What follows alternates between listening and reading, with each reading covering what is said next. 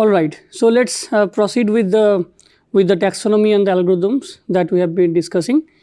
So, let us look at the some of the algorithms that we use right for anomaly detection with relational learning methods, right. So, if you look at the relational learning kind of methods, they mostly take into account the relation between objects, right. For example, if there are two spam pages and they are linked, right, we will also look at the fact that nodes are spam pages and links, this particular link is found between two spam pages, right. Similarly, we particularly take into account the fact that there is a link from a spam page to a non-spam page. So, it basically exploit the relationships between the objects to assign them into classes, anomalous and non-anomalous, normal. It is different from the proximity based approaches that we have discussed so far. The proximity based approaches aim to quantify the autocorrelation between two objects, but here we aim to quantify the relations between two objects. So, these algorithms are even more complex because apart from the topology, we also look at the meta properties of edges and nodes. So, if you look at the methods, these methods mainly exploit the classes of different nodes. If it is a supervised algorithm, then it takes into account the class information during training. It also uses the node attributes, node features and attributes of nodes neighbors. So, right. So, I am not going into the details of any of these algorithms, but I will try to give you a brief of what they basically do. For example, the algorithm proposed by Chakravarti in 2007, it basically considers a naive based algorithm with some local attributes of objects and class labels and the attributes of their neighbors as well, and they try to do some sort of mean field approximation labeling for that. There is another algorithm which simply uses naive based kind of methods, but they actually use it in an iterative manner using some iterative classification method, ICA. The similar such method has also been proposed in 2003 by Liu and Getur, who basically looked at the logistic regression and the similar kind of ICA method to identify classes of various objects.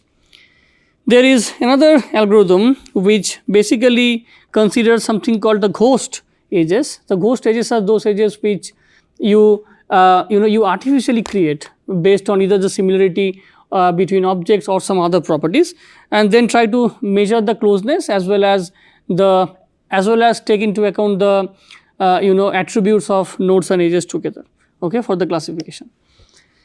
Similarly, there was another algorithm which considered some sort of probabilistic methods as well as this belief propagation, label propagation test methods for inference.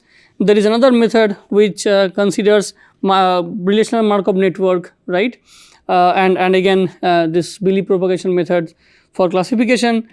Another method considers again probabilistic weighted some sort of weighted vote relational network for classification, and they infer the label by taking a weighted average of the potential inferred labels of the related objects iteratively. It is also an iterative algorithm. Since this is based on belief propagation, it also looks at the neighbors and aggregates the information from the neighbors to classify the label of to classify the node, the given node, okay. So, I am not going into the details of these algorithms because they are quite generic. These methods can also be used for non-graph based anomaly detection methods, but these are useful, okay. So, if you look at in general, people took into account the iterative classification algorithms. This was very famous. They also took some sort of sampling algorithms like Gibbs sampling because of this imbalance classification problem. The belief propagation method mostly has been used, and some sort of weighted voting approach was used for final classification, okay. Let us move to the next part. So, anomaly detection in the dynamic graph. Okay. So, what is the problem statement here? The problem statement here is that you have a sequence of plane graph or attributed graphs, right, at time t0, say t equals to 0, t equals to 1, t equals to 2, t equals to 3, t equals to 4, right, t equals to 5. And then what is your task? Your task is to come up with a timestamp, right, where the change of topological structure of the graph between two consecutive timestamps is significantly different, significantly is significant, right. So, the timestamps that corresponds to a change or event as well as the top k nodes and edges or a part of a graph that contribute mostly to the change. Okay. And what are the desirable properties? The desirable properties include the scalability, right, of the algorithm, the sensitivity to structural and contextual changes, and importance of change awareness. So, it should be scalable, it should be fast enough, right, it should be sensitive to small changes. For example, I mean, say if there is small change between two consecutive timestamps, we may not consider it as anomalous behavior, but if there is a significant change between two consecutive timestamps, we consider it as a kind of an anomalous behavior. And then importance of change awareness, it is very important. We need to understand whether this change is really important. Okay. So, if there is a small change or insignificant change, we should not consider this as an anomalous behavior, right. If you look at the feature based algorithms, what people generally do, people generally so this is the intuition, similar graphs probably share certain properties such as the degree distribution, diameter and eigenvalues. And what is the generic approach? The generic approach is that you try to extract a good summary, right, of every timestamp graph, right. You have timestamp t0, you have a summary of the graph, timestamp t1, you have the summary of the graph, and then you compare consecutive graphs using some sort of distance measure. The distance can be edit distance, or the distance can be any graph based distance, and when the distance is greater than some sort of manually set up threshold, right, then we say that okay, this is basically a change, right, an event.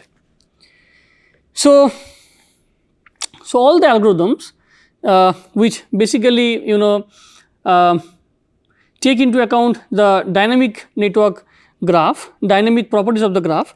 So, the novelties are in the construction of the graph summary, right, the distance measurement matrix formulation, and the way it defines and chooses the threshold to identify the anomaly, right. So, we will see that the algorithms basically contribute to summarize the graph, contribute to finding out a similarity or dissimilarity measurement for measuring the distance between two summaries, and then it also chooses a threshold, and based on that it basically says that if this is above the threshold, then this is an anomaly, otherwise not. Okay. So, if you look at the graph distance measures, people use metrics like maximum common subgraph. It is basically distance of two adjacency metrics or a second hop matrix, right, of two consecutive timestamp graphs, error correcting graph matching distance, number of edit operations needed to convert a graph to another. This is basically an edit distance kind of approach, and then graph edit distance, a simplification of this previous one where only topological changes are allowed, right, no change is the edge weight, right. So, in this, in metric 2, it also considers the weight of of the edge, but this metric does not consider the weight of an edge, but only consider the topological changes. Hamming distance between the object between the adjacency matrix of the graph. So, counts of the number of graph entities in the matrix, right.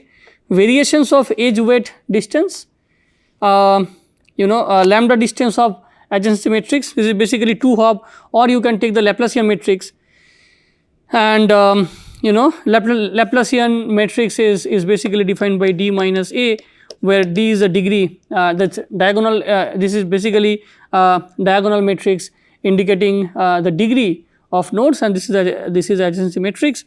So, you take the either the 2 hop or the Laplacian matrix, and you calculate the distance, right. And then the diameter distance, basically the difference in the graph diameter, right, defined in the greatest of the longest shortest paths of all vertices. So, at timestamp t0 you have a graph, you take the diameter, at timestamp t1 you have the graph, I mean the snapshot of the graph, you look at the diameter, and then you measure the distance, right. So, you measure the difference between the diameters of 2 consecutive graph timestamp graphs, right. Okay, so these are the typical metrics that people generally use for measuring the distance between 2 consecutive functions. Okay. Let us look at one of the algorithms, right, which takes into account the dynamic graphs and detects anomalous entities. So, this is proposed by Lemon, Ocogluber and Christos Falustos in 2010, and what is the intuition? The intuition is that node is anomalous at some time frame if its behavior deviates from its past normal behavior. So, we will quantify what do I mean by behavior, what do I mean by deviation, and what do I mean by normal behavior. Okay. So, what are the questions? At what points in time many of the nodes in a given time varying graph change their behavior significantly?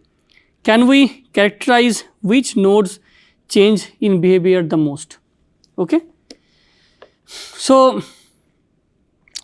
for doing that they extracted a set of features. Now, for every node, right, they first identify the ego network, 1 hop ego network, and then they extracted these 12 features, in degree, out weight, number of neighbors, and so on and so forth. Total 12 features have been extracted for each node.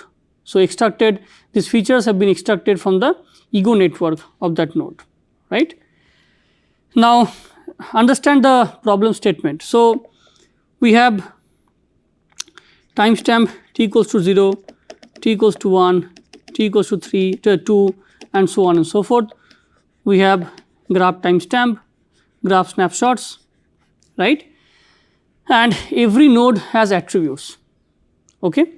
So, you can easily visualize it as a tensor, a 3D matrix where one dimension is time, other dimension is the number of nodes, and other dimension is the features. So, say this is number of nodes, every row indicates node, features,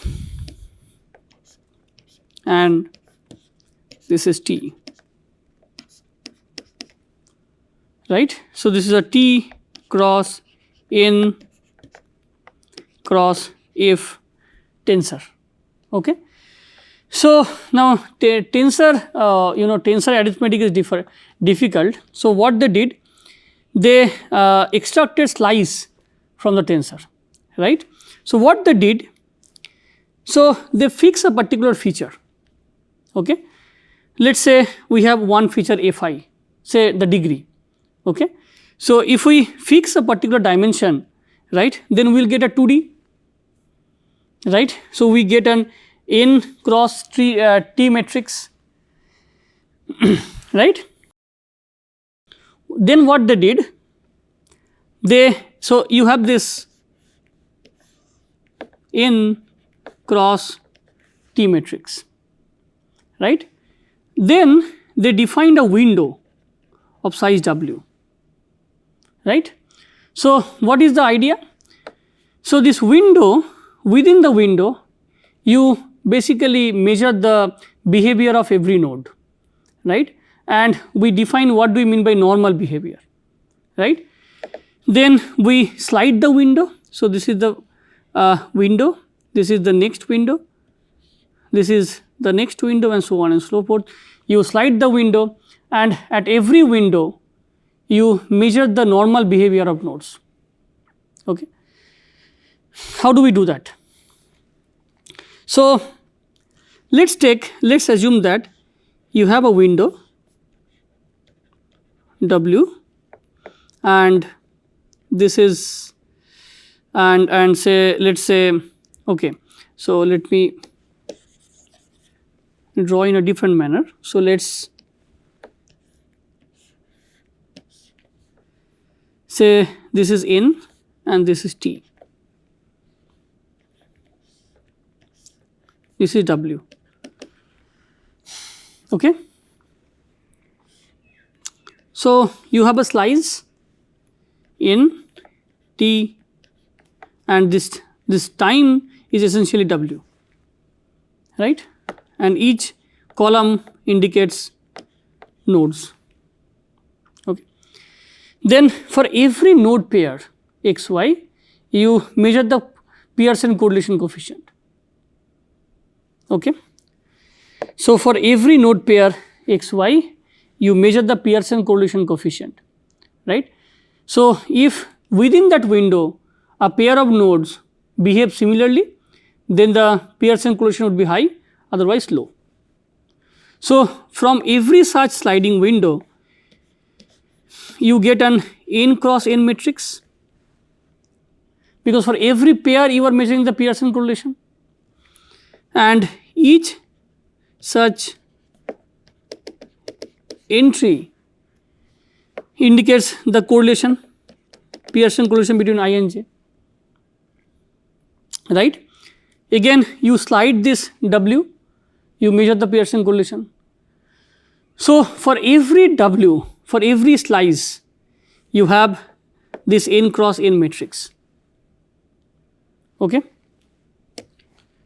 So, we slide the window down one time tick, right, and compute the correlations over the next window of W time ticks. You similarly keep on repeating the same process until you exhaust the data, okay. So, you see here, so let us assume that you have C, capital C, such moving windows, such slice, okay. So, you have C such n cross n matrix, you have C such n cross n matrices, right. Now, what you do, for every matrix you extract the principal eigenvector. So, principal eigenvector is kind of summarizes the activities at particular at that time stamp, at that time window, okay. So, for every, so you have all these matrices n cross n, and you have window size W, and how many such windows are there? C. So, for every such matrix you get a 1D vector which is the principal eigenvector, right. So, basically the idea is that, so this would be n cross 1. So, every entry in that vector corresponds to the activity of that node, okay. So, I am reading it. So, extract the principal eigenvector of each of the C matrices. The value for each node in the eigenvector can be thought as the activity of that node. The more correlated a node is to the majority of the nodes, the higher its activity value would be, because ultimately we have measured the similarity based on the Pearson correlation, and then we extracted the principal eigenvector, right. So, we call each such eigenvector the eigenbehavior of all the nodes in the graph as a whole, right. So, this eigenvector kind of summarizes the activity at that particular time window.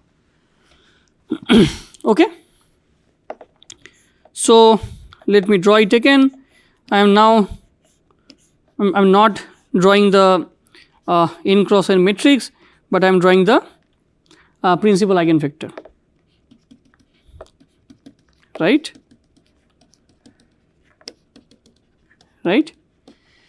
Okay. So, now let us focus on a particular time t, say t equals to 5, right, and let us say this is your ut is the principal eigenvector of time t, right.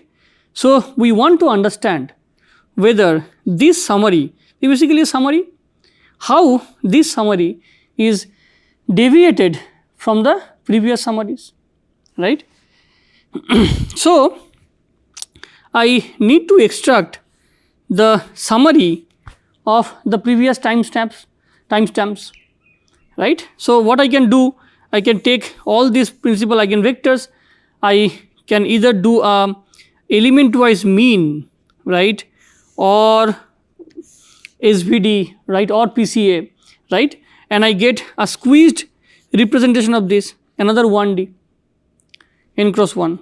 If I just take a element wise mean, I get 1D vector, and this is